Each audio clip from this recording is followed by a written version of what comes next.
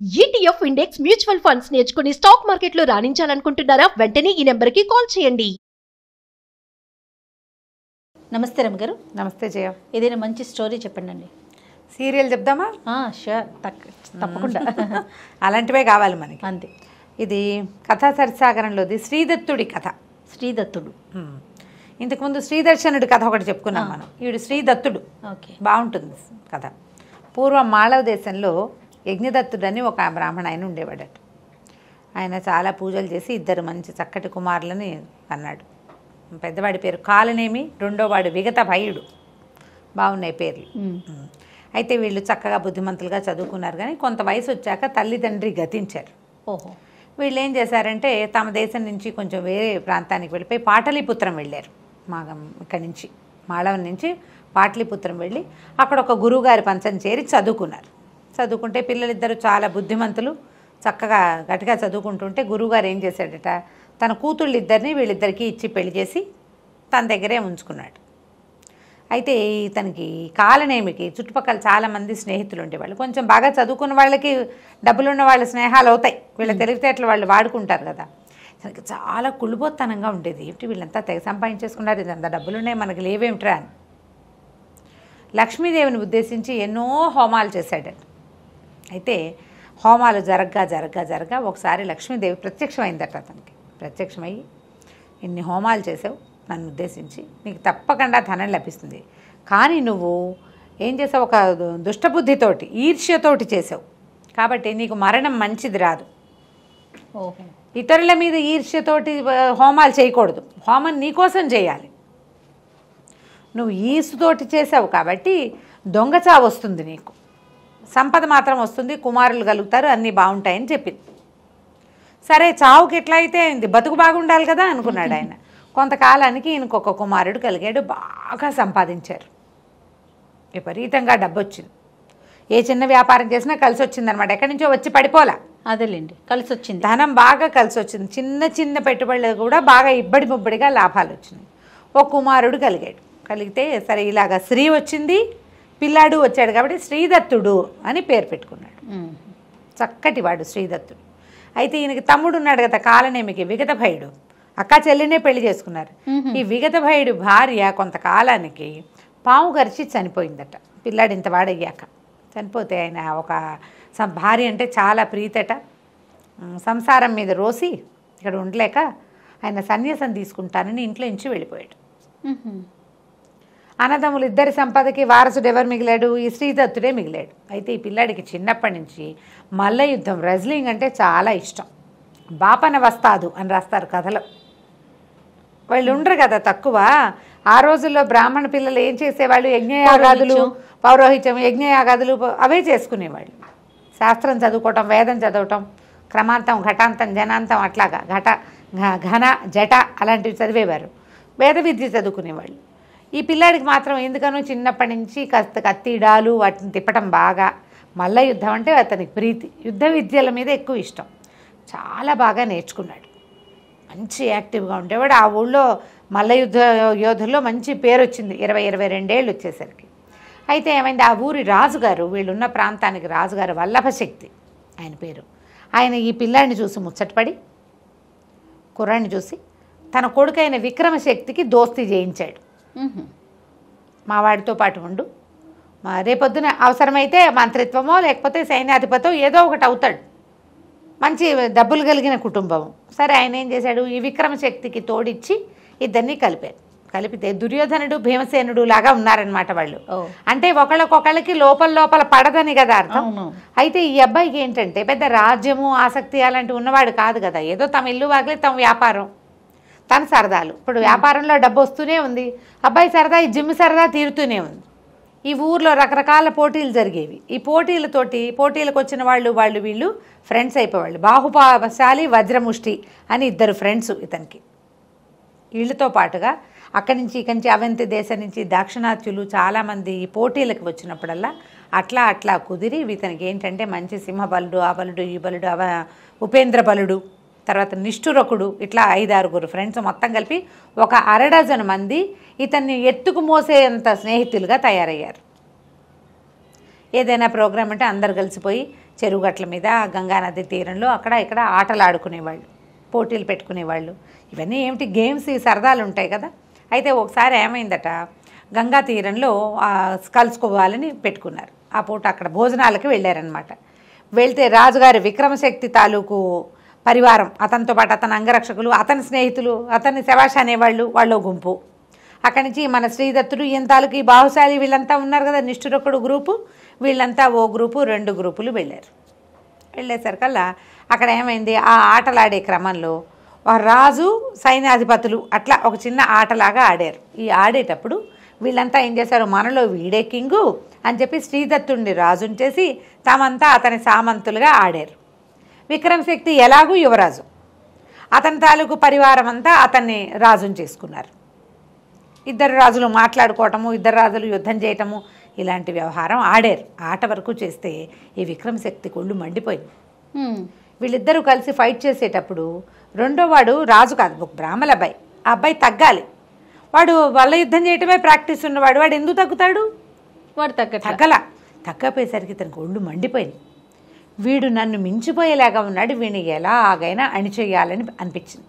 స్నేహితులు కొందరు కూడా దానికి తగ్గట్టుగా, ఏంటి నువ్వు రాజకుమారుడివి, నువ్వు యువరాజువి, రేపొద్దున రాజు అవబోతావు, వీడేమవుతాడు, బ్రాహ్మణ అబ్బాయి, వీడు అయ్యేదేమిటి, మంత్రి అవుతాడు, పురోహితుడు అవుతాడు, అంతేగాని రాజు అవ్వడు కదా, నువ్వేమో రాకుమారుడివి, వీడితో నీకు పోటీ ఏమిటని, వీడు నీకు ఏ రకంగా సాటి వస్తాడని ఇవన్నీ కొంచెం ఎక్కదీశారు ఈ విక్రమశక్తిని. వీడంతా చూద్దామని ఉంది ఆయనకి. అబ్బాయి ఇద్దరు దగ్గర వయసు వాళ్ళు, 22-23 సంవత్సరాల వాళ్ళు. సరే ఏమైంది, విక్రమశక్తి ఆట చాలించుకుని పరివారంతో వెళ్ళిపోయాడు. స్నేహితులంతా వీళ్ళు గంగా నదిలో ఈతలు కొట్టడానికి అక్కడే ఉండిపోయారు. ఇంతలో ఏమైంది, దూరంగా గంగలో ఎవరో ఒక అమ్మాయి తేలుతూ కనపడుతోంది, కొట్టుకుపోతున్నట్టుగా ఉంది, మునగానం తేలానంగా ఉంది. ఉండేసరికల్లా స్నేహితులంతా ఒరే అక్కడ సుడుంది, వద్దురా అంటున్నా కూడా వినకుండా ఈ శ్రీదత్తుడు ఏం చేశాడు, గంగలో అదే పనిగా పరిగెత్తాడు, లోపలికి వెళ్ళిపోయాడు. వీళ్ళు కేకలు పెట్టారు, వెనక్కొచ్చే వడి పెరిగిపోయింది, రా అన్నారు. రాలేదు, పోలేదు. అక్కడ చుట్టుపక్కల చేరిన బెస్తవాళ్ళు వాళ్ళు ఉంటారుగా, బాబు అక్కడ అన్నీ సుడిగుండాలండి, ఆ అమ్మాయి అందులో పడిపోతుంది, ఆయన అయ్యగారు కూడా వెళ్ళిపోయాడని వాళ్ళు గోల్ పెట్టారు, లబో దిబోమన్నారు ఫ్రెండ్స్. వీళ్ళకి అతను ఆచూకీ దొరకలే. గంగలో దొరికినంత మేర ఇదేరు చూశారు, అమ్మాయి కానీ ఇతను కానీ దొరుకుతారేమో, వీరు దొరకలేదు. ఈ నీళ్ళల్లో మునిగిన వాడు అక్కడ దాకా వెళ్తే ఏమైంది, ఆ అమ్మాయి జడ పుచ్చుకున్నాడు, జడ దొరికింది. ఆ జడ గట్టిగా పుచ్చుకున్నాడు కానీ ఆ అమ్మాయిని ఆపలేకపోయాడు, ఎక్కడికో దిగిపోయినట్టుగా అయిపోయింది. ఆ గంగలో మునిగిన వాడికి ఒక శివాలయం కనపడింది కింద, ఎక్కడో వెళ్ళిపోయాడు అనమాట లోపలికి. అక్కడ నీళ్లు లేవు, ఒక శివాలయం ఉంది. ఏ అమ్మాయినైతే జడ పుచ్చుకుంది తను బతికించాడో ఆ అమ్మాయి కనపడలే, మాయమైపోయింది అది. ఇతను ఏం చేయాలో చుట్టూతో అంతా తోట ప్రాంగణం చాలా విశాలంగా చాలా బాగుంది, అదంతా తిరగటం మొదలుపెట్టాడు. ఇక్కడి నుంచి మళ్ళీ గంగలోకి ఎలా వెళ్ళాలో తెలియలే. మన ఇల్లు వాకిలి కాదు, ఇది మన లోకం కాదు. పోనీ ఏ అమ్మాయి వెంబడబడి తను వచ్చాడో ఆ అమ్మాయి అసలు కనపడేలేదు. ఇక ఏం చేస్తాడు, తిరుగుతున్నాడు, అటు ఇటు తిరుగుతూ ఉన్నాడు. ఏవో పళ్ళు గిళ్ళు కనపడ్డాయి, అవి కోసుకుని తిన్నాడు. ఒక బావి లాంటిది ఏదో ఉంది, నీళ్ళు చేదుకుని తాగాడు. తిరుగుతుంటే ఈ లోపల గల్లు మన గజ్జల చప్పుడు వినపడతాం. ఒక అమ్మాయి చెలికత్తెలతో కలిసి శివాలయంలోకి వచ్చింది. ఓహో, దూరంగా నిలబడి చూస్తున్నాడు. వీళ్ళు దేవకాంతలే ఉన్నారు, మనుషుల్లాగా కనిపించట్లా. శివార్చన చేసి వెళ్ళిపోయారు. ఇతన్ని పట్టించుకోలే వాళ్ళు. సరే ఇతను ఏం చేశాడు, వాళ్ళ వెనకాల పడి వెళ్ళాడు. వెళ్తే ఒక పెద్ద రాజాంతఃపురం లాంటి అంతఃపురం.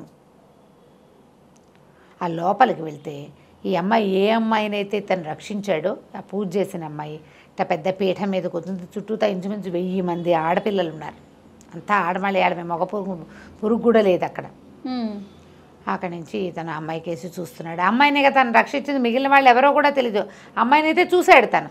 ఆ అమ్మాయి ఏడవటం మొదలుపెట్టింది, ఏడుస్తుంటే తనకు అర్థం కాలే, ఎందుకు ఏడుస్తుందో తెలీదు. ఏదో రక్షిద్దామని చేశాడు, తను అంతకంటే చేసింది ఏమీ లేదు కదా.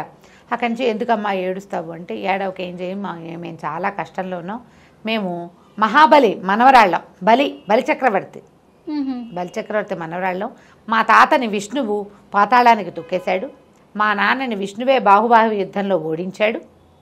మాకేమో మమ్మల్ని మేము ఏం చేయాలో తెలియని దుస్థితిలో ఉన్నాము.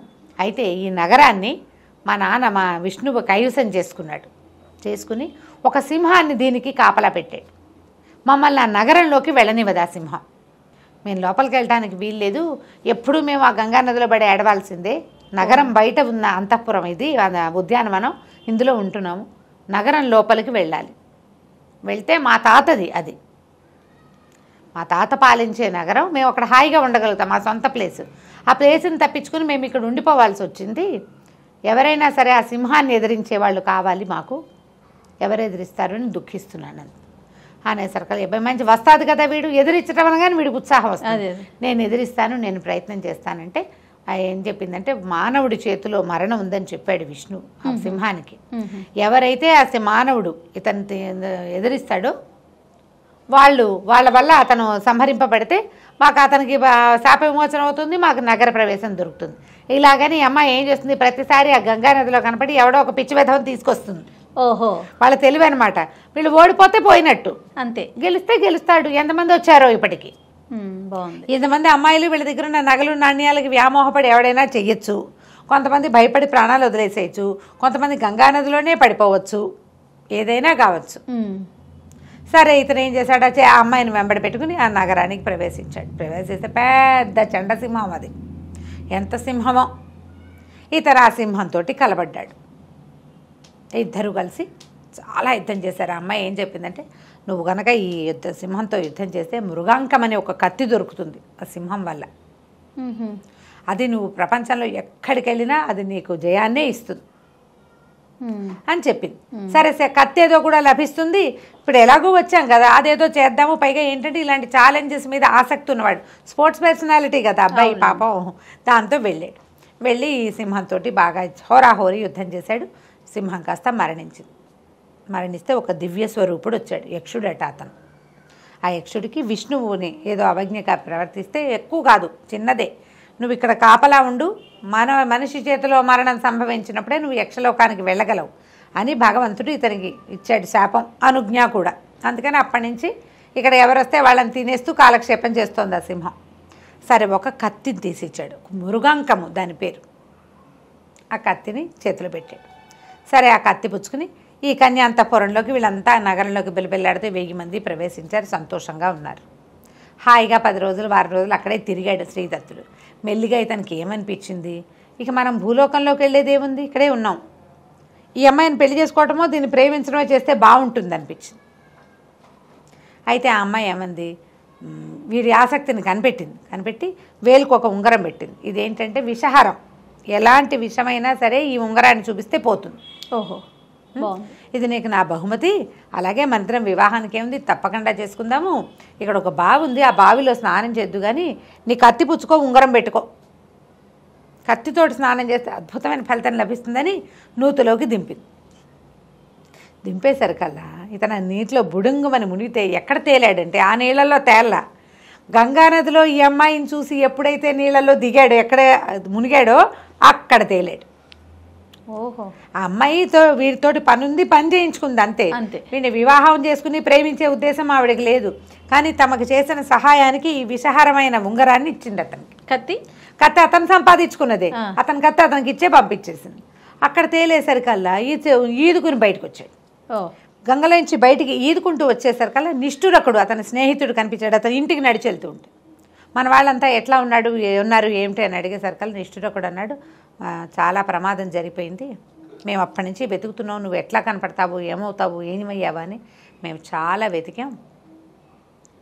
ఏం చేయాలో తెలియని పరిస్థితిలో వెతుక్కుని మేము ఇంటికి వెళ్ళేసరికల్లా, ఇంటికి బయలుదేరాం. ఉండిపోయారు వీళ్ళు ఇక్కడ 3-4 రోజుల పాటు ఇక్కడే వెతుక్కుంటూ. అదేలే మేము వెనక్కి వెళ్ళేసరికల్లా ఒకడు ఊళ్ళో నుంచి ఒకడు పరిగెత్తుకుంటూ వస్తున్నాడు. ఒకడు మనకు తెలిసిన వాడు ఏం చెప్పాడు, ఊళ్ళోకి వెళ్ళబోకండి, వల్లభశక్తి మరణించాడు, రాజు మరణించాడు నిన్న మొన్నట్లలో. మరణించంగానే విక్రమశక్తిని రాజుని చేశారు. అతనేమో ఇతని కోసమని, ఈ అబ్బాయి కోసం, శ్రీదత్తుడి కోసం ప్రయత్నం చేశాడు. తండ్రి శ్రీదత్తుడు ఇంట్లో లేడని చెప్పేసరికల్లా శ్రీదత్తుని దాచి ఇలా అబద్ధాలు చెప్తున్నారని ఆయనని కాలనేమిని శ్రీదత్తుడి తండ్రిని కొరతేయించాడు. దొంగ మాటలు చెప్పాడని. లోపలికి మీరు ఊళ్ళో గనక వెళ్ళారంటే శ్రీదత్తుడు దొరకని మిమ్మల్ని పట్టేస్తారు అని చెప్పేసరికల్లా మేము అక్కడి నుంచి పారిపోయాము. నువ్వేమైనా వస్తావేమో అనే ఆశతోటి నేను ఇక్కడ కాపలా ఉన్నాను, మనం ఇక్కడ ఉండకూడదు, దొంగకి మరణం దొంగ చావు లభిస్తుందని లక్ష్మీదేవి మొదట చెప్పింది కాలనేమికి, అది ఇలా జరిగిపోయింది. వీళ్ళకి ఊళ్ళో ఆసరా లేదు. ఓహో. ఈ కాలనేమి భార్య ఏమో ఈ భర్తకి ఇట్లా కొరతే కానీ గుండె పగిలి చచ్చిపోయింది. అమ్మ నాన్న ఇద్దరూ పోయారు. ఇతను అక్కడికి వెళ్ళి ఆ మృగాంకం అనే కత్తిని విషహారమైన ఉంగరాన్ని సంపాదించుకునే లోపల ఇక్కడ ఇతని జీవితం ఇలా అయిపోయింది. దాంతో ఇంకా ఏమీ ఆసరా లేక తన స్నేహితులున్న ఊరికి వెళ్ళిపోవడానికి ఇక్కడ ఉన్న ఆస్తిని కూడా వదిలిపెట్టుకోవటమే. నిష్ఠురకుడు తను కలిసి బాహుశాలి వాళ్ళ ఇంటికి వెళ్దాం మనము అని చెప్పి బాహుశాలి వాళ్ళ ఇంటికి వెళ్ళిపోయారు. నిన్ను కూడా అక్కడికే తీసుకొచ్చేయమన్నారని చెప్పాడు.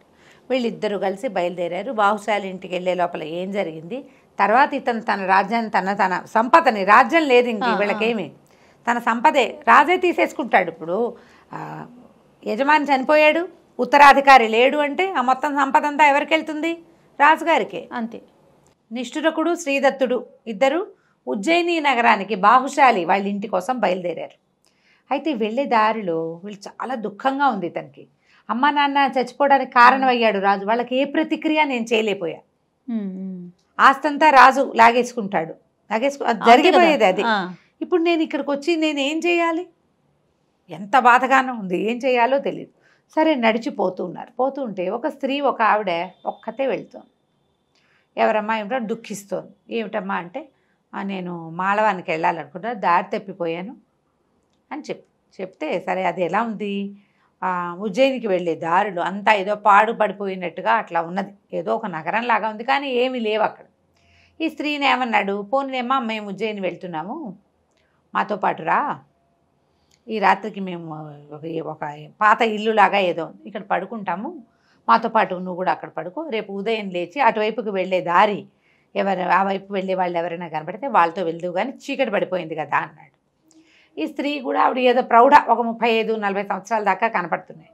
వీళ్ళు ఇద్దరు నిష్ఠురకుడు శ్రీదత్తుడు ఇద్దరు ఆహారం ఏదో తీసుకున్నారు, ఆవిడ కూడా ఏదో పెట్టారు, లోపల పోయి పడుకున్నారు.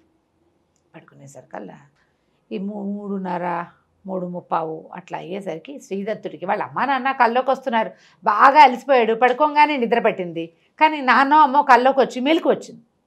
మెలకు వచ్చేసరికల్లా అదంతా చుట్టుపక్కల ఏదో విచిత్రమైన వాసన వస్తున్నట్టు, అటు ఇటు చూసేసరికల్లా ఆ స్త్రీ ఎవరైతే ఉందో ఆ అమ్మాయి ఆ నిష్ఠురకుడిని తింటోంది. ఒక రాక్షసి స్వరూపంలాగా ఉంది. దగ్గరికి దూరం నుంచి చూస్తే ఆ అమ్మాయి అనుకున్నాడు, దగ్గరికి వెళ్ళి చూస్తే ఏముంది, రాక్షసి తినేస్తోంది, నిష్ఠురకుడిని చంపేసింది. అక్కడి నుంచి ఇతను కంగారు పడ్డాడు, ఏం చేయాలి? అప్పుడు అతనికి మృగాంకం కత్తి ఉంది కదా, ఆ కత్తి పుచ్చుకుని ఆవిడ మీద కలిపడ్డాడు. కలిపడితే మళ్ళీ విదిలించేసుకొని మళ్ళీ నిష్ఠురకుడి మీద పడిపోతుంది. పడిపోతుంటే ఏం చేశాడు, వెనక నుంచి ఇట్లా సీగ పట్టుకుని మెడ నరకబోయాడు. నరకబోయేసరికి ఎప్పుడైతే ఈ సీగ పట్టుకున్నాడో జుట్టు పట్టుకోగానే వెంటనే పెద్ద మోతొచ్చి ఆ రాక్షసి మాయమైపోయి ఒక అప్సరస ప్రత్యక్షమైంది. నేను అప్సరసని అయినా అప్సరసని నన్ను చంపద్దు, నాకు ఒక శాపం ఉంది, కౌశికుడు అనే మహామునికి చాలా తపస్సు చేసుకుంటుంటే నన్ను ఆయన్ని మోహింపజేయడానికి పంపించారు.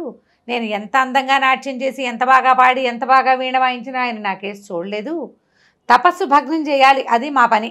అందుకని నేను ఈ అందాల రూపాన్ని వదిలిపెట్టేసి రాక్షసి రూపం ధరించి ఆయన్ని భయపెట్టడానికి పెద్ద పెద్దగా కేకలు పెట్టాను. ఆయన అది చూసి కళ్ళు తెరిచి, నువ్వు రాక్షసి వైపో, ఈ రూపంతో నన్ను బెదిరిస్తావా, విరుచుకు తిను కనపడ్డ వాళ్ళందరినీ, ఎవడైనా మానవుడు నీ సిగబడితే కానీ నీకు సరి రూపం రాదన్నాడు. అప్పటి నుంచి నేను ఇక్కడే ఉండి ఈ నగరంలో ఉన్న జనాలందరినీ తిన్నాను. నేను అదంతా నగరం ఉన్నవాళ్ళందరినీ తినేసింది, అది ఉన్నాను. ఎవడైనా నా సిగబట్టే మానవుడు వస్తాడేమో అని చూస్తూ నువ్వు నా సిగబట్టుకోవటం వల్లే నాకు విముక్తి వచ్చింది అని చెప్పి నీకేం కావాలో కోరుకోండి, నాకేం కావాలమ్మా, నిష్ఠురకుడిని బతికించు, వాడు ఒకడే నాకు ఇప్పుడున్న దిక్కు అంటే నిష్ఠురకుడిని బతికించి ఆ బతికిన నిష్ఠురకుడిని తీసుకుని ఇతను మెల్లిగా ఉజ్జయిని నగరానికి వెళ్ళిపోయాడు. తెల్లవారేసరికల్లా ఉజ్జయినికి బయలుదేరారు. నడుచుకుంటూ పోయి ఆ బాహుశాలి వాళ్ళ ఇంటికి చేరారు. బాహుశాలి ఇంట్లోనే ఇతని తాలూకు స్నేహితులు మిగిలిన వజ్రముష్టి, ఉపేంద్రనాథుడు వీళ్ళంతా అక్కడే ఉన్నారు, స్నేహితులంతా ఉన్నారు. ఇక వాళ్ళతో పాటు ఉండిపోయారు. బాహుశాలి వాళ్ళ నాన్న అని బాగా చక్కగా చూసుకున్నారు. అయితే ఆ కాలంలో ఉజ్జయిని నగరానికి శ్రీబింబకుడు అనే ఒక రాజు ఉండేవాడు. శ్రీబింబకి ఆయన పేరు, బింబకి. ఆ రాజుగారికి మృగాంకవతి అని ఒక మహాసౌందర్యవతి అని కూతురు ఉందట. వీళ్ళు సరదాగా కాలక్షేపం చేస్తున్నారు. ఇక్కడ వీళ్ళకి ఉద్యోగాలు సద్యోగాలు ఏం లేవు. అక్కడ ఉన్న జిమ్ ఒకటి ఉంది, వాళ్ళకి నేటివ్ జిమ్స్ ఉండేవి అప్పట్లో, వ్యాయామశాలలు, వాటికి తిరుగుతూ ఉండేవాళ్ళు. అయితే ఒకసారి ఏమైంది, వసంతోత్సవం ఏదో జరిగింది. వసంతోత్సవంలో రాజకుమార్తెని కనపడింది ఇతనికి. కనపడితే ఇతని మనసు ఆమె ఎందు లగ్నం అయిపోయింది. అంతకుముందు ఇతను విద్యుత్ ప్రభను చూశాడు. ఎక్కడ ఆ సముద్రంలో దొరికింది కదా ఒక ఆవిడ, బలిచక్రవర్తి మనవరాలు విద్యుత్ ప్రభ ఆవిడ పేరు. విద్యుత్ ప్రభ మీద కొద్ది రోజులు గడిపాక మనసు వచ్చింది ఇతనికి, ఇక్కడే ఉన్నాను కదా ఈమెను చేసుకుందామని. కానీ ఈ మలయ మృగాంకవతిని మాత్రం చూడగానే ఇతని మనసు దోచుకుంది అమ్మాయి. ఒక మూడు ఆఫ్గా ఉండిపోయాడు. సాయంకాలం ఏమన్నారు స్నేహితులు, ఏరా అయ్యా ఇలా అయిపోయావు, నువ్వు డల్గా ఉన్నావు, పద ఆవిడ ఉద్యానవనంలో ఉంటుంది రాజకుమార్తె, చూద్దాం అక్కడికి వెళ్దాం. కుర్రాళ్ళు అట్లా చేస్తారు కదా, ఆ అమ్మాయి అక్కడ ఉంది, బీటేద్దామని తీసుకుపోయారు. తీరా వీళ్ళు అక్కడికి ఉద్యానవనానికి వెళ్ళేసరికల్లా వీళ్ళకి ఒక స్నేహితురాలు కూడా ఒక అమ్మాయి కనిపిస్తుంది, విభావకి అనేటువంటి ఒక చెలికత్తె కూడా ఉంది. ఈ అమ్మాయి ఆ చెలికత్తె బాలు ఆడుకుంటున్నారు, ఉన్నట్టుండి కేకలు పెట్టారు ఆడవాళ్ళంతా. రాజకుమార్తెని పాము గరిచిందని కేకలు పెట్టారు. అది కన్యాంతఃపురం, అదే కాదు ఏమన్నా దాన్ని అంతఃపురం అనకూడదు, కన్యోద్యానం అనమాట. ఆడపిల్లలు మాత్రమే ఉంటారు, వాళ్ళ కాపలా కూడా మగవాళ్ళు ఉండరు. ఈ వీళ్ళు తృతీయ ప్రకృతులు, కంచుకి అనే ఒక క్యారెక్టర్ కనపడుతుంది. ఆ కంచుకి కాపలా ఉంటాడు, సైన్యం అంతా బయటే ఉంటుంది, వీళ్ళు ఎవ్వరూ మగవాళ్ళు లోపలికి వెళ్ళరు. ఆ పెద్ద పెద్ద కేకలు పెట్టారు ఆడవాళ్ళంతా, రాకుమార్తెని పాము గరిచిందంటే కంచుకి హైరాన్ పడుతూ బయటికి పరిగెత్తుకొచ్చాడు. రాకుమార్తెని పాము గరిచింది, ఎవరినైనా వైద్యగాళ్ళని పిలుచుకురండి, వైద్యుల్ని పాముల వాళ్ళని కేకేసుకురండి అని పెద్ద పెద్దగా గోలుగా అరుచుకుంటూ వచ్చాడు. వచ్చేసరికల్లా సరే ఇతను చెప్పాడు, నా దగ్గర ఉన్న ఉంగరము విషహారం అని చెప్పింది విద్యుత్ ప్రభ. ఏం చెప్పింది, విషం పోతుంది అని చెప్పింది కదా. అక్కడి నుంచి బాహుశాలి వీళ్ళు కేకలు పెట్టారు, మా దగ్గర ఒక స్నేహితుడు ఉన్నాడు, వారి దగ్గర ఉంగరం ఉంది, అతనికి మంత్రం కూడా తెలుసు, ఎలాంటి విషయాన్నైనా ఆ పాము ఈ మంత్రం పనిచేసేస్తుంది, ఉంగరం పనిచేస్తుందని కేకలు పెడితే ఈ కంచు గెంచేశాడు, రానాయన అని చేతులు పుచ్చుకొని లోపల తీసుకెళ్ళాడు. ఆ పావు గరిచి పడిపోయి నురగలు కక్కుతున్న రాకుమార్తెకి ఆ ఉంగరాన్ని తగిలిచ్చేసరికల్లా విషం హరించిపోయి రాకుమార్తె లేచి కూర్చుంది. వెంటనే నిమిషంలో ఏం అవలా, సమయం పట్టింది కానీ జరిగిపోయింది. ఓకే, అందరూ కేరింతలు కొట్టారు, బతికేసింది ఇంకేమిటన్నారు. అంతా వెతికి పావును చంపేశారు. చంపి తగలబెట్టేసి రాకుమార్తెని అంతఃపురానికి తరలించారు. రాజుగారు తెలుసుకున్నాడు జరిగింది ఏమిటి, ఇది చాలా బాగుంది, మంచి పని చేశాడు ఈ అబ్బాయి ఎవరో అని చెప్పి రాకుమార్తెను బతికించినందుకు ఆమె ఎత్తు ధనాన్ని ఇచ్చాడట వీళ్ళకి. ఇతను ఏం చేశాడు, బాహుశాలి వాళ్ళే పేరెంట్సే కదా తనని ముంచుకున్నారు, వాళ్ళ అమ్మ నాన్న తను అట్ట పెట్టుకున్నారు ఇంట్లో.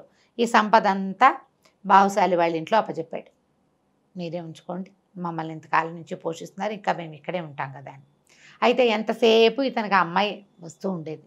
ఈ అబ్బాయి బ్రాహ్మణుడు, పైగా సొంతది లేక ఇక్కడికి వచ్చి ఉన్నాడు. రాకుమార్తెని అడిగితే వివాహం ఎట్లా కుదురుతుందో, అవునవును, రాజు ఏమంటాడో. అయితే మిగిలిన వాళ్ళు అన్నారు, అదేమిటి గాంధర్వ వివాహం, ముందు రాక్షస వివాహం తర్వాత గాంధర్వ వివాహం చేసుకోవచ్చు, రాకుమార్తెని తీసుకెళ్ళిపోదాం, అసలు ముందు ఆవిడకి మనం నీ మీద ఇంట్రెస్ట్ ఉందో లేదో కనుక్కో. ఈ లోపల ఏమైంది, ఆ విభావకి అనేది ఈవిడ చెలికత్తి ఉంది, ఆ చెలికత్తి వచ్చింది, నేను చూసినప్పటి నుంచి మా రాకుమార్తెకి నీ మీదే మనసు ఉంది, ఆమె ఎలాగైనా నిన్ను కలుసుకోవాలనుకుంటుంది. అప్పట్లో ఇలా ఉండేది, అమ్మా నాన్న హ్యాండ్ ఇచ్చి వెళ్ళిపోతుండే వాళ్ళ అమ్మాయిలు. తర్వాత ఏమైందో ఏ కథలోనూ తెలియదు మనకి. తర్వాత ఏం చేశారు అని. సరే వీళ్ళు ఏమనుకున్నారు, రాజుకు చెప్పద్దు, అమ్మాయిని తీసుకెళ్ళిపోదాం ముందు, ఇప్పుడు విషం హరించాడు కాబట్టి వాడికి ఇచ్చి పెళ్లి చేయండి అని అడిగి ఏమంటాడో, ఒప్పుకుంటారో ఒప్పుకోరు. ఒప్పుకోక కట్టడి చేశాడు అనుకో, ఇంకా అసలు అవకాశం పోతుంది. అందుకని అవకాశం పోగొట్టుకోకుండా రాకుమార్తెని తప్పించాలి. వీళ్ళు ఏమనుకున్నారు, నువ్వు ఆల్రెడీ అక్కడ కనపడ్డావు, నువ్వు కనపడక ఆ అమ్మాయి కనపడకపోతే నువ్వే తీసుకెళ్ళావని అనుకుంటారు. అందుకని నువ్వు ఊళ్ళోనే ఉండు, రాకుమార్తెని మేము తరలించేస్తాం బయటికి, ఓకే మేము బయటికి తీసుకెళ్ళిపోతాము, నువ్వు ఊళ్ళోనే ఉండు, మర్నాడు నువ్వు బయలుదేరిరా అన్నారు.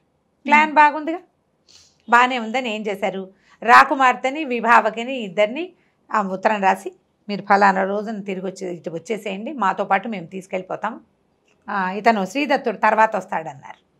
వాళ్ళు కూడా రెడీగా ఉన్నారు. రాకుమార్తె కూడా ఇతను వెనకాల పడి వచ్చేయటానికి అదో థ్రిల్లు, ఆ థ్రిల్లు కోసం ఎక్సైట్మెంట్ తోటి వాళ్ళు ఒప్పుకున్నారు. వీళ్ళు ఏం చేశారు, ఇంకా ప్లాన్ చేశారు. ఆ ఊళ్ళో కొంచెం ఏంటంటే పెద్దగా ఊరు పేరు లేని జనాలు కూడా బిచ్చగాళ్ళుగాను అలాగూ తిరుగుతూ ఉండేవాళ్ళు. ఒక తాగుబోతు బిచ్చగత్తని దాని కూతుర్ని ఇద్దరిని పట్టుకున్నారు. వీళ్ళు పట్టుకుని బాగా పీకల దాకా తాగబోయించి, మద్యశాలలు ఉండేవట అప్పుడు, పానశాల పోయించి రాకుమార్తె ఉండే అంతఃపురంలో ప్రవేశపెట్టించారు. అంతఃపురాన్ని అంటించారు. ఆ తాగుబోతు బిచ్చగత్తె దాని పుత్రిక ఇద్దరు మంటల్లో మరణించారు. రాకుమార్తె విభావకి ఇద్దరు పోయారనే సినిమా ఇచ్చారు అక్కడ. ఓహో. రాకుమార్తె విభావకి ఇద్దరు వెళ్ళిపోయారు. ఆ రోజంతా ఆ ఊళ్ళోనే తిరుగుతూ అందరికీ కనపడిన శ్రీదత్తుడు మర్నాడు సాయంత్రం బయలుదేరాడు. రాకుమార్తె చనిపోయిందని రాజు రాణి ఒక ఏడుపు ఏడ్చి ఊరుకున్నారు. జనాలంతా పాపం ఏడుస్తారు, దుఃఖపడతారు. ఆ బిల్డింగ్ అంతా బాగు చేశారు. అప్పుడు ఏమిటి, ఇవి లేవు కదా మనకి, ఫారెన్సిక్ లేవు కదా, అదొక్కటే లేనట్లుంది. అదొకటే లేదు, మిగిలిన వేషాలన్నీ అన్నీ ఉన్నాయి. అదే కదా. అక్కడి నుంచి ఇతను బయలుదేరి వెళ్ళేసరికల్లా ఏముంది, ఈ స్నేహితులంతా దెబ్బలు తగిలిపడి ఉన్నారు. ఇదేమిట్రా ఏమైంది అంటే, మేము రాజకుమార్తెని తీసుకుని బయలుదేరిపోయాము. కొంత మట్టుకు వచ్చాక ఒక రాజపుత్ర సమూహం ఒకటి వచ్చింది. అందులో ఒక క్షత్రియ యువకుడు ఒకడు ఈ అమ్మాయిని చూసి సరదాపడి మమ్మల్ని జయించి, వీళ్ళంతా ఒట్టిగా ఏదో వస్తాదులే కానీ అంత పెద్దగా కత్తు కటార్లు తిప్పగలిగేవాళ్ళు కాదు, మమ్మల్ని జయించి అమ్మాయిని తీసుకెళ్ళిపోయారు. ఓహో. ఇప్పుడు ఆ అమ్మాయి కోసం మళ్ళీ బయలుదేరాడు. వెళ్ళగా పరుగులు తీస్తూ వెళ్ళారు. ఇతను ఉండేసరికి వాళ్ళకు కూడా ధైర్యం వచ్చింది. పరుగులు తీస్తూ వెళ్ళేసరికల్లా ఆ జనాలు కనపడ్డారు. ఇతనితో పాటు కొంతమంది దెబ్బలు తగిలిన వాళ్ళేమో వెనకాల ఆగిపోయారు. ఒకళ్ళిద్దరే వచ్చారు. వాళ్ళందరూ ఉండగానే ఇతను వెళ్ళాడు. ఆ రాజపుత్రులు ఎవరైతే సమూహం ఉన్నారో, ఎవడో వాడు ఒక చెమూపతి ఎక్కడో ఒకడు వాళ్ళని పట్టుకుని వాడిని కొట్టి, అతను ఆల్రెడీ ఏ గుర్రం మీద అయితే రాజకుమార్తెని మృగాంకవతిని ఎక్కించుకున్నాడో అదే గుర్రం మీద తను మృగాంకవతి ఇద్దరు ఎక్కి పరిగెత్తారు. మిగిలిన జనానికి అందకుండా అతని స్నేహితులు కొంతమంది దెబ్బలు తగిలి అక్కడ ఉండిపోయారు. మొదట దెబ్బలు తగిలిన చోట, వీళ్ళతో యుద్ధం జరిగిన చోట, అక్కడి నుంచి ఇక్కడ ఇంకొకళ్ళు ఇద్దరు ఉండిపోయారు. ఇతను మాత్రం ఈ మృగాంకవతిని ఎక్కించుకుని ముందుకెళ్ళిపోయాడు. ఆ గుర్రం కూడా బాగా బెదిరి ఇదిగా ఉంది, పరిగెత్తాక ఎక్కడో ఓ చోట ఈ అమ్మాయి నాకు నోరెండిపోతుంది, దాహం వేస్తుందంటే, సరే ఆగు మంచినీళ్ళు తీసుకొస్తానన్నాడు. ఈ లోపల ఇట్లా గుర్రం దిగేసరికి ఆ గుర్రం ఢామని పడిపోయింది. అది ఎక్కడి నుంచి తిరిగి వస్తుందో, ఈ యుద్ధంలో దానికి 2-3 కత్తిగాట్లు తగిలేసినాయి. ఏదో తిక్కగా పరిగెత్తింది, అది కాస్త మరణించింది. వీళ్ళు ముందుకు వచ్చేసారు. స్నేహితులు లేరు, తిండి తిప్పలేవు, వీళ్ళకి ఏమీ లేవు. వాళ్ళు ఏం చేయాలో తెలియని స్థితిలో మంచినీళ్ళు తెస్తాను ఉండు అని చెప్పి వెళ్ళాడు. తిరిగి వచ్చాడా? మృగాంకవతి శ్రీదత్తుడు వింధ్యారణ్యంలో ఒక మధ్యలోకి చేరారు. గుర్రం కాస్త చచ్చిపోయింది. అమ్మాయి మంచినీళ్ళు కావాలంటోంది. సరే దాహం వేస్తుంది కదా, అదే ఉండు ఇక్కడే, ఆ చచ్చిపోయిన గుర్రం గుర్తుగా ఉంది. అమ్మాయి నువ్వు చెట్టు కింద కూర్చోబెట్టాడు. మంచినీళ్ళు తెస్తానని వెళ్ళాడు. ఇంతలో సూర్యాస్తమయం అవుతూ ఉండగా ఇది జరిగింది. ఈయన నీళ్ళకి ముందుకెళ్ళేసరికల్లా సూర్యుడు వాలిపోయాడు. అడవుల్లో ఏమిటంటే సూర్యుడు కొంచెం కుంగాడంటే చటుక్కుని చీకటి పడిపోతుంది. అప్పటిదాకా ఏంటో వెలుగున్నట్టే ఉంటుంది, ఒక్క దెబ్బకి మొత్తం చీకటి. ఈయనకి మంచినీళ్ళు అయితే దొరికాయి కానీ దారి దొరకల.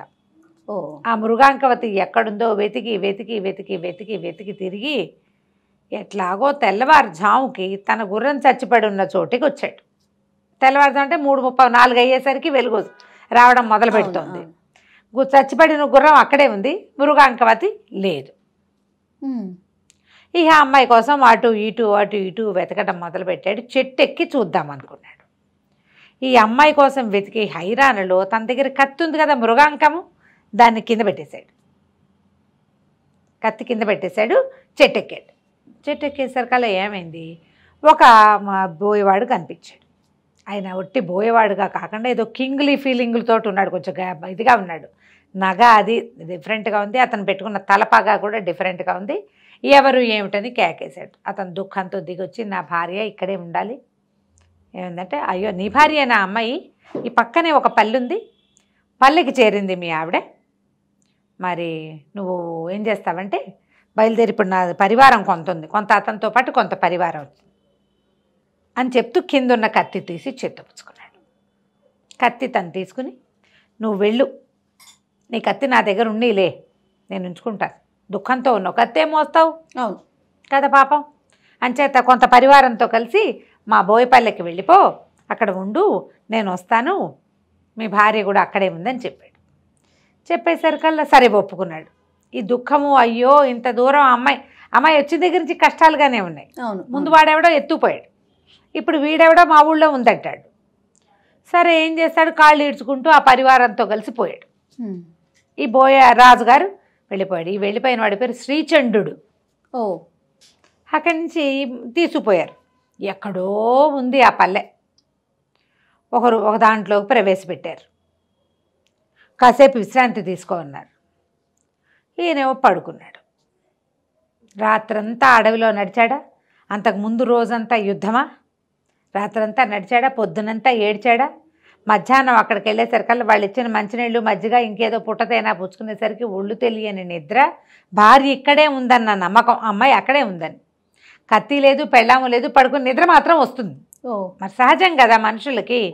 పడుకుని నిద్రపోయాడు. సరే నిద్ర లేచి చూసుకుంటే కన్ను చీకటి పడుతోంది. మధ్యాహ్నం పడుకున్నాడు కదా, లేచి చూసేసరికల్లా కాళ్ళకి 2 సంకెళ్ళేస్తున్నాయి. ఓహో. వెంటనే వెతకనందుకు భార్య శిక్ష ఇస్తుందా అన్నట్టుగా 2 కాళ్ళకి సంకెళ్ళు ఉన్నాయి. గింజుకున్నాడు, లాక్కున్నాడు. ఎవ్వరూ పలకలా, ఎవ్వరూ రాల. పూట గడిచిపోయింది. ఇతను అరుస్తున్నాడు, కేకలు పెడుతున్నాడు, ఏమీ లేదు. భోజనం మాత్రం తీసుకొచ్చేస్తున్నారు. అక్కడి నుంచి అమ్మాయి ఏం చెప్పిందంటే, ఒక అమ్మాయి వచ్చి అయ్యా నీ భార్య మాకు దొరకలేదు. ఈ మా రాజు శ్రీచంద్రుడు సకల సద్గుణ సంపన్నుడు, సకలంగా అన్ని కళలు ఉన్నవాడు, తర్వాత ఏమో ఇంకా ఏమిటి అంటే సౌందర్యవంతుడు అయినటువంటి క్షత్రియుణ్ణి చండికకి బలివ్వటం కోసం నిన్ను పట్టుకొచ్చాడు. అందుకే నిన్ను మేపుతున్నారు ముప్పొద్దుల. నిన్ను బలిచ్చేస్తాడు. అదే జరగబోతోంది. నువ్వు అతన్ని కాదని ఇక్కడి నుంచి వెళ్ళలేవు. పరమ క్రూరుడు అని ఏం చెప్పిందంటే, ఈ శ్రీచంద్రుడికి ఒక కూతురు ఉంది సుందరి అని. నిన్ను చూసిన దగ్గర నుంచి నీ మీద మనసు పడింది. ఓహో. ఆమెను పెళ్లి చేసుకో. గాంధర్వ విధిని వివాహం నీతో వస్తుంది, నీ దగ్గరకు వస్తుంది. ఏదైనా కాలక్రమాన అవకాశం ఉంటే చూద్దాం, లేకపోతే ఆమె కోరిక తీరుతుంది. కనీసం ఎలాగో చచ్చిపోతావు నువ్వు అనేసరికి ఒప్పుకున్నాడు. సాయంత్రం అయ్యేసరికల్లా చక్కగా సిగ్గులు మొగ్గవుతూ ఆ శ్రీచంద్రుడి కూతురు వచ్చేసింది లోపలికి. ఒక సంఖ్యలో ఊడదీసేది, ఒకదాని సంఖ్యలో ఊడదీసేది. రాత్రిలో అతనితో గడిపి వెళ్ళిపోయేది. నెల రోజుల పైన గడిచిపోయినాయి. పొద్దున్న శుభ్రంగా తినేవాడు, పడుకునేవాడు, వెలుకగానే ఉండేవాడు, కూర్చుని ఉండేవాడు. వదిలిపెట్టలేదు. 2-3 నెలలు పోషించి ఇంకా నున్నగా చేశాక అప్పుడు బలి ఇవ్వాలి. ఇతను క్షత్రియుడు కాదు, మనకు తెలుసు కదా, బ్రాహ్మణ యువకుడు. బ్రాహ్మణైనా క్షత్రియుడినైనా ఇవ్వచ్చు. రాజోచితమైన వేషం వేసి వాడిని బలిస్తారనమాట. అక్కడి నుంచి ఏమైంది, గడిచిపోయినాయి రోజులు. ఆ అమ్మాయి కాస్త నెలదప్పింది. అది తెలుసుకున్న ఆయన భార్య, శ్రీచంద్రుడి భార్య సుందరి తల్లి ఏం చెప్పిందంటే, మా ఆయన కటిక దుర్మార్గుడు నాయన, నువ్వు అల్లుడు బన్ని ముద్దుకొద్ది నిన్ను పంపించేద్దాం అనుకుంటాను. మా ఆయన నమ్మడానికి వీల్లేదు. నా పిల్ల గర్భవతి అయినప్పటికీ నిన్నేమన్నా చంపేస్తాడేమో. ఎందుకంటే చండికకి మాట ఇచ్చున్నాడు, ఒకడిని బలేస్తానని. అయితే నువ్వు వెళ్ళిపో, పారిపో, ప్రాణాలు దక్కించుకో కనీసం. మా పిల్లలాగూ గర్భవతి వాళ్ళలో ఆ తప్పులు ఏం లేవు బహుశా అని చెప్పేసి ఒకనాటి రాత్రి సంఖ్యలు ఊడదీసి అతన్ని పంపించేస్తుంటే అతను చెప్పాడు, మీ ఆయన దగ్గరున్న కత్తి నాది, నాకు అది పాతాళ లోకంలో లభించిందని ఆవిడికి చెప్పాడు.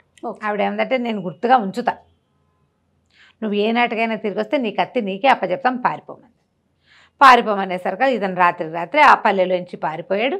మళ్ళీ తన గుర్రం ఎక్కడ చచ్చిపడుద్దా అక్కడికి వచ్చాడు. ఇక వెతకటం మొదలుపెట్టాడు చుట్టూతా. ఇంతలో ఒక పల్లెకారుల యువకుడు, ఒక అతను వృద్ధుడు అంటే నడివయసువాడు ఒకడు కనపడ్డాడు. నీవేమైనా శ్రీదత్తుడివా అని అడిగాడు. అవును, నా పేరు నీకెలా తెలుసు అంటే, నీ భార్యే కదా మృగాంకవతి అంటే అవునన్నాడు. ఆ రోజున ఒకరోజు రాత్రి మృగాంకవతి నాకు ఇక్కడ కనపడింది, నీకోసం వెతుకుతుంటే మా పల్లెకి తీసుకెళ్ళా. మా పల్లెలో ఒక బ్రాహ్మణ ఆయన ఉన్నాడు. ఇక్కడున్న బోయపల్లె కాదు, ఇది మామూలు పల్లె.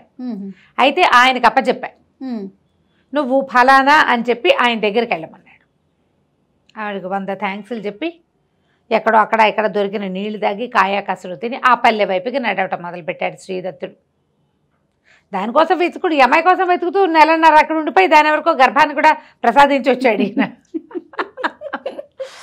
సరే ఆ పల్లెటూరుకి వెళ్ళేసరికల్లా ఆ పల్లెలో ఉన్న బ్రాహ్మడు అన్నాడు, అయ్యా నా దగ్గర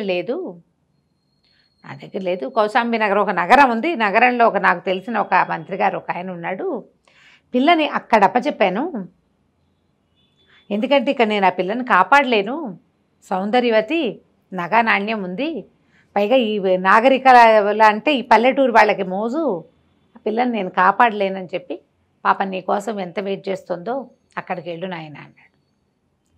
సరే దానికోసం మళ్ళీ బయలుదేరటం మొదలుపెట్టాడు. మళ్ళీ వెళ్ళాలిగా, అదేదో ఊరు, అమ్మాయిని తెచ్చుకోవాలి కదా ఇతను. దారి లేదు. ఇతనికి వేరే దారి లేదు పాపం. ఇక చచ్చినట్టు అక్కడి నుంచి బయలుదేరాడు. అతను చెప్పిన నగరం ఏమిటంటే మధురా నగరం. మధురలో రాజుగారికి మంత్రిగాను ఉపాధ్యాయుడుగాను ఉన్నటువంటి ఒక ఆయనకి అప్పచెప్పాను అన్నాడు. సరే ఈ రాత్రి ఇక్కడే ఉండు నాయన మా దగ్గర, పడుకో, రేపు పొద్దునే మరి విశ్రాంతి కావద్దు, ఇదంతా నడక కదా. అవును. సరే రాత్రికి అక్కడ ఉండిపోయాడు. వాళ్ళు ఏంటో ఏదో తిని పడుకున్నాడు. మర్నాడు పొద్దున బయలుదేరాడు. ఇక నడవగా నడవగా నడవగా నడవగా రోజులు గడిచాక మొత్తానికి మధురాపురం చేరాడు. ఆ మధుర ఊరికి బయటనే ఒక పెద్ద దిగుడు బావి ఉంది, బాగా నిర్మలమైన జలం. సరే ఇతను ఏమంటున్నాడు, హాయిగా స్నానం చేద్దామని ఆ జలానికి దాంట్లోకి దిగాడు, దిగుడు బావిలోకి. అప్పట్లో ఎలా ఉండేవి, పెద్ద పెద్ద బావులు, లోపలికి ఇట్లా మెట్లుండి తాగడానికి వీలు, లోపల చక్కగా అంటే స్నానం చేసిన నీళ్లు విడిగా వచ్చేసేటట్టు అట్లా ఏర్పాట్లు కూడా ఉండేవాట అప్పుడు. కిందకి వెళ్ళి అందులో దిగి స్నానం చేశాడు, కాస్త దాహం తీర్చుకున్నాడు, నీళ్ళు పోసుకున్నాడు. అక్కడి నుంచి ఏం చేశాడు, పైకి వచ్చి కాస్త విశ్రాంతిగా కూర్చున్నాడు. కూర్చునేసరికల్లా అక్కడ ఒక ఉత్తరీయం ఒకటి కనపడింది. దానికి ఒక నగ కట్టి ఉంది. ఇతను బట్టలు తడిసిపోయినాయి కదా, ఆ ఉత్తరీయం కొత్తగా ఉండేసరికల్లా ఆ బట్ట తీసుకుని ఒళ్ళు తుడుచుకుని ఆ ఉత్తరీయాన్ని భుజాన్ని వేసుకుని వచ్చాడు. ఆ నగను చూడలేదా? ఆ నగ మీద దృష్టి లేదు అతనికి. దానికి ఏదో ఒక నగ మాత్రం కట్టి ఉంది. ఎవరిదో మనకేం తెలుస్తుంది, అది దొంగ వస్తువో దొర వస్తువో చూస్తే తెలియదు కదా, ఎవరికైనా పట్టుబడ్డప్పుడు తెలుస్తుంది. ఎప్పుడైతే ఇతను ఊళ్ళోకి ప్రవేశించాడో, ఇతను ఉత్తరీయాన్ని కొసన వేళ్లాడుతున్న ఆ వస్తువు చూడంగానే ఈ రోడ్డు మీద అక్కడక్కడ ఉన్న వ్యాపారస్తులు వాళ్ళు ఇదిగో ఇదే నగ, రాజుగారి నగ అని చెప్పుకోవటం మొదలెట్టారు. ఒక ఎవడో పోలీస్ స్టేషన్కి, అదే సైనికాధికారికి కబురు చేశాడు. వాడు కాస్త చూసి పట్టేశారు. దొంగతనం జరిగింది, వాటిలలో ఒక నగ వీడి దగ్గర ఉందంటే దొంగల్లో వీడు కూడా ఒకడనమాట. అంతే కదా. ఏదో పరాకును భుజం మీద వేసుకున్నాడు. నువ్వు ఎక్కడి నుంచి సంపాదించే వాళ్ళ ప్రశ్నలు వేసేవాళ్ళు కదా, నగ దొరికిందంటే ఇక వాడు పట్టేయటమే. దొంగే. అక్కడి నుంచి ఈయనకి ఊరేశారు, అదే శిక్ష వేశారు, మరణశిక్ష. మధ్యస్థానానికి తీసుకుపోవటం మొదలుపెట్టారు. అయితే ఈ మంత్రి గారింట్లో నువ్వు ఉన్నటువంటి అమ్మాయి మృగాంకవతి బయట వాకిలి వరండాలో సందడిగా ఉంటే చూడ్డానికి వచ్చి నుంచోటం ఏమిటి, కనపడేసరికల్లా ఏముంది, వెళ్తున్న వాడిని చూసేసరికల్లా లపోదీపోమని ఏడుచుకుంటూ లోపలి పరిగెత్తింది. ఆ మంత్రి గారికి చెప్పింది, నా భర్తే, అతన్నే తీసుకెళ్తున్నారు, ఆయనకేం కర్మ, ఏదైనా దొంగతనం చేయాల్సిన కర్మ ఏమీ లేదు అని కేకలు పెట్టి ఏడ్చింది. ఏడవగానే మంత్రి గారు బయటకు వచ్చాడు. మధ్యస్థానానికి తీసుకుపోతున్న వాడి శిక్షను ఆపిచ్చాడు. రాజు కబురు చేశాడు, వీడెవడో దారి తప్పి ఉన్నవాడు, నా దగ్గర ఉన్న పిల్ల కోసమే వచ్చాడు, ఇతను ఇది కాదు అని. సరే అక్కడి నుంచి అతన్ని శిక్ష తప్పించారు. ఎక్కడిది ఈ వస్తువు ఏమిటని విచారణ చేశారు. ఫలానా దిగుడు బావి దగ్గర ఉంది, ఈ ఒక వస్తువు ఉత్తరీయానికి కట్టుంటే బట్టలు తడిసి ఉన్నాను నేను, నా దగ్గర మారు వస్త్రం లేదు, నా బట్టలు ఆరేసుకోవడం కోసం ఈ ఉత్తరీయాన్ని కట్టుకున్నాను, తర్వాత దాన్నే నేను భుజాన్ని వేసుకుని వచ్చాను. మరి ఇప్పుడు పొడి బట్ట కట్టుకున్నారు, తడి బట్టలు పిండి ఆరేస్తారు, ఆ బట్టలు ఆరేదాకా అక్కడ కూర్చున్నారు, ఆ బట్ట కట్టుకున్నాడు, ఈ ఉత్తరీయాన్ని వదిలేయకుండా తెచ్చేశాడు. అది జరిగింది. సరే అతన్ని విడిపించారు. విడిపించి తన ఇంటికి తీసుకెళ్ళాడు. ఈ పిల్ల నా దగ్గర ఉందని చెప్పడానికి పంపించి మా దగ్గరికి రమ్మన్నాడు. ఆ ఇంటికి వెళ్ళేసరికల్లా ఈ శ్రీదత్తుడు గుర్తుపట్టాడు. ఈ మంత్రి ఎవరు, ఇతని బాబాయ్. ఓహో. మొట్టమొదటి కథ మొదటి భాగంలో పావు గరిచింది భార్యకి విగత భయుడు.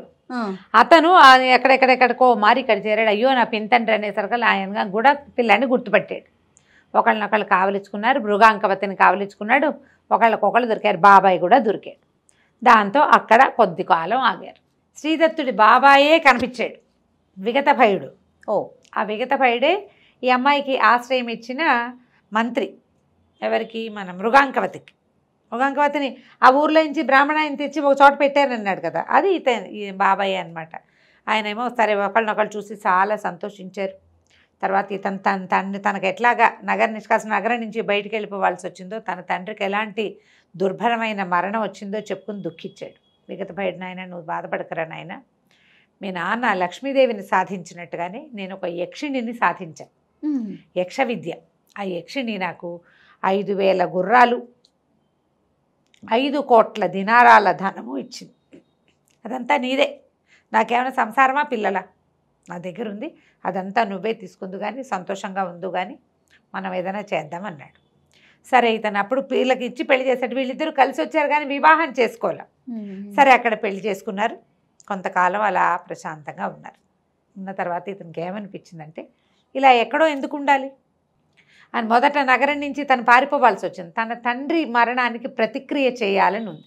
ఓ ప్రతిక్రియ చేయాలంటే సరే మన ఊరు వెళ్దాం అనుకున్నారు. వెళ్దామంటే ఈయన ఏం చెప్పాడంటే విగతభయుడు, అతను పనిచేసేటువంటి మధురానగరపు రాజు సూరసేనుడికి ఒక కూతురు రాజకుమార్తె, ఇలా చాలా సౌందర్యవతి. నేను అమ్మాయిని కూడా మనతో పాటు బయలుదేరి తీస్తా, నువ్వు ఆ పిల్లని తీసుకెళ్ళిపో. మనం వివాహానికి ప్రపోజ్ చేస్తే బ్రాహ్మడికి ఇవ్వకపోవచ్చు, కానీ గాంధర్వ విధిని వివాహం ఆడారంటే రాజు ఒప్పుకుంటాడు. నేను మా అన్నయ్య కొడుకున్నాడు ఇవ్వండి అని అడగలేను. అప్పట్లో విధానం అట్లా ఉండేది. చూడండి, పిల్లని ఇప్పుడు పెద్దవాడు, ఓ పిల్లని తీసుకుని లేచక్కపో అని తమ అన్నయ్య కొడుక్కి చెప్తున్నాడు. అది తప్పు కదా కదా. కానీ ఆ కాలానికి అది కరెక్ట్. అమ్మాయే అతన్ని వరించిందనుకో రాజు కాదనడు. కానీ వివాహం ప్రపోజల్ తక్కువ దీంట్లో నుంచి అంటే వేరే తక్కువ అనుకోండి, ఎక్కువ తక్కువ కాదు, వేరే కమ్యూనిటీ నుంచి వస్తే కుదరదు. అమ్మాయి స్వతంత్రించిన అమ్మాయే వెళ్ళిపోయినా పనికొస్తుంది. బాగుందండి. సరే, అక్కడి నుంచి ఏం చేశారు, భార్య భర్త వీళ్ళిద్దరూ మళ్ళీ మృగాంకవతిని తీసుకుని మన శ్రీదత్తుడు విగతభయుడు తమ దగ్గర ఏర్పడినటువంటి సైన్యం ఉందిగా, 5,000 గుర్రాలు ఇచ్చిందని చెప్పాడు కదా, ఈ గుర్రాల మీద రౌతులు అన్నీ ఏర్పరచుకుని సూరసేన మహారాజు గారి భార్య కూతుర్ని కూడా బయలుదేరి తీశాక ఏమైంది, ఆ అమ్మాయిని దారి తప్పించాలని అనుకున్నారు. ఆవిడ ఇంకో చోటకి వెళ్తుంది, ఏదో దేవాలయాన్ని కానీ బయలుదేరి తీసి వీళ్ళతో కలిపేసుకున్నారు. కొంత దూరం వెళ్ళేసరికల్లా సైన్యం ఓవైపు వీళ్ళు ఇంకోవైపు ఆ అమ్మాయిని కలుసుకోవడానికి ఇతను అటు వెళ్ళాడు. అదేలే, సైన్యం నడుస్తోంది దాని దారినది. ఎక్కడికి, వీళ్ళ కౌశాంబి వీళ్ళ మొదటి నగరం కోసం, ఉజ్జయిని కాదు, వీళ్ళది సొంత నగరం ఏదో ఉంది కదా, ధారానగరమో ఏదో, అక్కడికి వెళ్ళిపోతున్నారు. ఇతను ఏం చేశాడు, భార్యతో సహా ఇటు పక్కకి కొంత దండుతోటి కొద్దిపాటి సైన్యంతో రాజకుమార్తెని కలుసుకోవటానికి పక్క దారి పెట్టాడు. కొంత దూరం వెళ్ళేసరికల్లా శబరులు పట్టేశారు వీళ్ళని, బోయేవాళ్ళు, శబర జాతి, బోయ జాతి, కోయేవాళ్ళు చాలామంది ఉంటారు కదా, పట్టేశారు. దొంగల్లాగా పడిపోయారు మీద, చేతికి అందిన వాళ్ళని చంపేశారు. సహాయం కోసం కొంతమంది తమ పూర్వ సైన్యం పక్కకి వెళ్ళిపోయిందిగా, అటు పరిగెత్తేశారు. రాజకుమార్తె ఏమైందో తెలీదు, భార్య ఏమైందో తెలీదు, ఇతన్ని మాత్రం పట్టేసి ఒక మహాచండి ఆలయానికి షిఫ్ట్ చేసేశారు. చండికాలయంలో పెట్టారు. అక్కడ ఒక గంట మోగుతుంటే మృత్యుగంటలాగా ఉందిట, పెద్ద చండికా విగ్రహం, చాలా పెద్దది. ఎంత పెద్దదో భయం వేసేలాగా, అది ఎట్లా ఉందంటే మృత్యుగృహంలాగా ఉంది. ఆ చండికాలయంలో తీసుకుపోయి కట్టేసేసరికల్లా ఏమైంది, సాయంకాలం అయ్యేసరికల్లా ఒక కోయ అమ్మాయి సంటి పిల్లాడిని ఎత్తుకుని వచ్చింది లోపలికి. ఈ కట్టేసి ఉన్నవాడిని చూసి అని తెల్లబోయింది, నువ్వెలా వచ్చావు ఇక్కడికి అని. కట్టేయబడ్డవాడు శ్రీదత్తుడు వచ్చింది. ఇంతకుముందు శ్రీచంద్రుడి కూతురుంది కదా సుందరి, ప్రెగ్నెంట్ అయింది. ఆ అమ్మాయి పిల్లాడిని ఎత్తుకొచ్చింది. ఓకే, చూసేసరికల్లా తెల్లబోయింది, ఇదేమిటి, నేను ఎవరు కట్టేశారు, ఎలా వచ్చావు నువ్వంటే, నేను ఇట్లా వెళ్తూ వచ్చాను, వీళ్ళు నన్ను కట్టేశారంటే ఆ అమ్మాయి వెంటనే తమ సైన్యాన్ని పిలిచింది. ఇది మన అల్లుడేరా నాయన, ఈయనే మన నాయకుడు అని చెప్పి ఆ కట్లు ఓడదించి భర్తను వెంబడి పెట్టుకుని బోయగూడానికి తీసుకుపోయి శ్రీచంద్రుడు మరణించాడు. ఏదో జంతువుతో యుద్ధంలో పళ్ళఘాట్లు పడి క్రమంగా కృషించి మరణించాడు. అతనికి ఒక్కతే కూతురు, ఆ ఒక్క కూతురు ఈ సుందరికి పట్టాభిషేకం చేశారు. ఆ బోయ సైన్యానికి అధికారిని అమ్మాయే. అమ్మాయి మొగుడు ఏమవుతాడు, ఆటోమేటిక్గా బోయ సైన్యానికి అధికారి అవుతాడు. అక్కడి నుంచి అమ్మాయి ఏం చేసింది, లోపల నుంచి అతని కత్తి తీసుకొచ్చి ఇచ్చింది.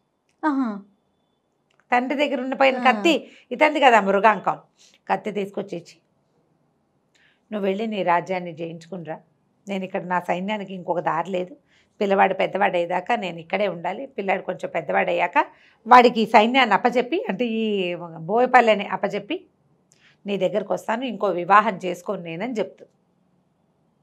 ఇతనే భర్తగా అమ్మాయి ఉందన్నమాట. ఆ కాలంలో ఇలా ఉండేవాళ్ళు. ఇప్పుడు ఇందాకటి కాలం మనం ఏం చెప్పుకున్నాం, లేచకపోమని చెప్పటం, అది తప్పు.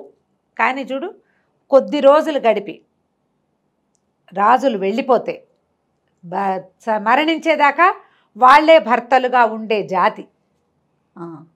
మనం దీంట్లో చూస్తాం, మహాభారతంలో హిడింబి, ఆవిడ రాక్షస కాంత, భీముడితో గాంధర్వ విధిని వివాహం చేసుకుంది. వాళ్ళ అమ్మ అన్నయ్యలు ఉన్నారు, తమ్ముళ్ళు ఉన్నారు కాబట్టి దండలు మార్చుకుని పెళ్లి చేసుకుని ఉంటారు. ఆవిడకు ఒక సంతానం కలిగేదాకానే ఉన్నారు. సంతానం కలిగాక భీముడు వచ్చేసాడు. ఆ తర్వాత మళ్ళీ భీముడు వెళ్ళి హిడింబిని కలిసిన కథ అసలు మనకు కనపడదు. కానీ ఆవిడ భీముని భార్య, ఆ పిల్లవాడు భీముడు కొడుకు. మళ్ళీ ఆవిడ పెళ్లి చేసుకున్న దాఖలాలు లేవు, ఎక్కడా లేవు. ఎక్కడా లేవు. మత్స్యవ్యాయోగం అని భాసుడు రాసినటువంటి ఒక నాటకం ఉంది. ఆ భాసనాటక చక్రంలో, భాసనాటక చక్రం చాలా అద్భుతమైన బోల్డ్ అని రకరకాల నాటకాలు ఉన్నాయి. అందులోది ఈ మధ్యమ వ్యాయోగం.